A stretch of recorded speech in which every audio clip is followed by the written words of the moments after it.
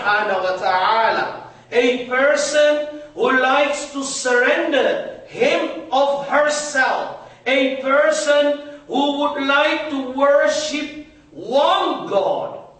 Qul huwa Allahu ahad. A person who would like to share his money, his feeling, his wealth with another poor person, with a fellow brother. Islam welcomes such a person.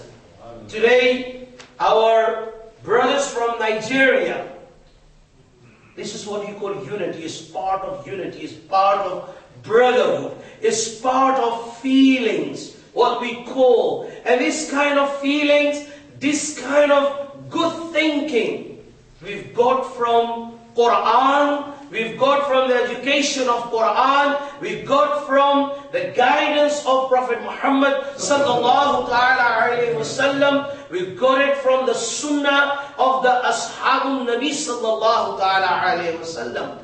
This is how our Prophet Muhammad sallallahu alayhi wa sallam 1400 plus years ago preached in a very difficult community. The atmosphere, the community was very, very difficult. Today, this community is not as difficult as it was 1400 years ago.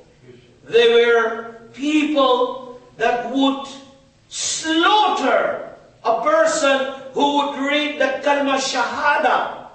There were people present 1400 years ago that would destroy a whole community just because of they have an intention to worship one God, Rabbul Alameen, one creator, one master that rules the universe. If someone would submit himself to follow a religion as Islam, they would destroy that person, inclusive the whole community. But still, Allah subhanahu wa ta'ala has sent His best ambassador. Allah subhanahu wa ta'ala has sent His best messenger and prophet, the best leader to face the most difficult community. Look at that. You got to have to send the best to face the most difficult community. And this is that Rasulullah sallallahu ta'ala alayhi wa sallam came as a prophet, came as a leader, came as a guider, came to guide a person not only how to live in this world, what should be the type of manners we should have. How should we deal? How should we talk? How should we walk? How should we eat? How should we communicate with our fellow brothers? How should we take care of our wife and children? How should a person run his house? Not only he came fully equipped with knowledge and guidance for the dunya, but he came fully equipped to guide a person who believes in Allah subhanahu wa ta'ala, a person who called himself a Muslim, to guide him spiritually as well. To purify his heart, how to purify the mind, how to see the destination. That is also very important. Islam, a Muslim, does not only believe to learn to make his or her life perfect according to the dunya. Our moral duty is, Islam teaches us how to spiritually to keep our heart clean, how through ibadah, through worship, through reciting the Quran, through learning the knowledge, through upgrading the knowledge from Quran and Hadith, how to find the final destination. We have people as, I would say, examples in Islam that would live and still could see what his or her final destination would be. Allah blessed them with enough spiritual power that they could, see in which direction they are heading. Honorable audience, it is very nice, very happy to be part of this celebration of independence. Obviously, I give you an example. When Prophet Muhammad sallallahu ta'ala alayhi wasallam was forced to leave Makkatul Mukarramah by the oppressors, by the kuffar, by the oppressors, those who his intentions or their intentions were only one thing, Mazallah astaghfirullah, to destroy Prophet Muhammad sallallahu ta'ala alayhi wasallam. But we study the Holy Quran. The Shaykh is sitting right in front of me. He's also aware that Prophet Muhammad sallallahu ta'ala alayhi wasallam was like a candle, a nur, like a candle that was absolutely lit by Allah subhanahu wa ta'ala.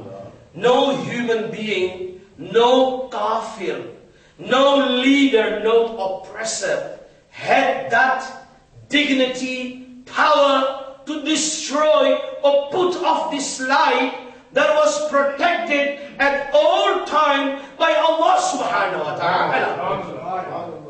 Yes, the order came from Allah subhanahu wa ta'ala. Enough is enough in Makkatul Mukarramah. Despite Kaabatullah is there, despite the house of Allah subhanahu wa ta'ala is there, the time, the order came that he had to migrate from Makkatul Mukarramah to Madinatul Munawwarah.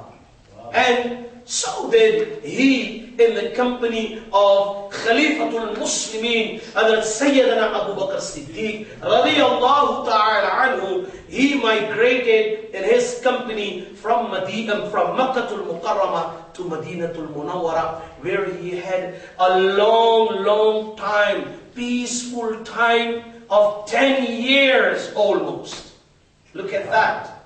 And that was taken into account in order to work hard, to do the deen work, to spread Islam, to preach Islam, to change the practical life of the Ansar, the people who lived in Madinatul Munawwarah. Although the clever people, when they saw Prophet Muhammad sallallahu ta'ala alayhi wa sallam arriving, coming into their city, when they looked at his face, when they looked at his presence, his kind of the face affection, so many of them, they burst into tears. They started to cry. They could not believe their luck. They could not believe that this kind of leader, a person that by only looking at him, it makes you cry. They burst in tears and they were very happy, and out of joy they started to sing Tala al-Badru alayna min thariyatil wada. They started to rejoice that nevertheless when Rasulullah sallallahu ta'ala alayhi wa sallam started to give his bayan, started to come up with the hikmah words, very wiseful words of the Holy Quran, it started slowly to change people's life. Allahu Akbar. Allahu Akbar. There are our audience, likewise the Nigerian Muslims and people, they are enjoying the Independence Day from the British Empire. Obviously, I don't want to go into the detail how it was 50 years ago, what did all happen, because we have studied the history. We know that the way the British Empire ruled over that colony, I don't need to make no one wise here. They understand how hard it has not been for those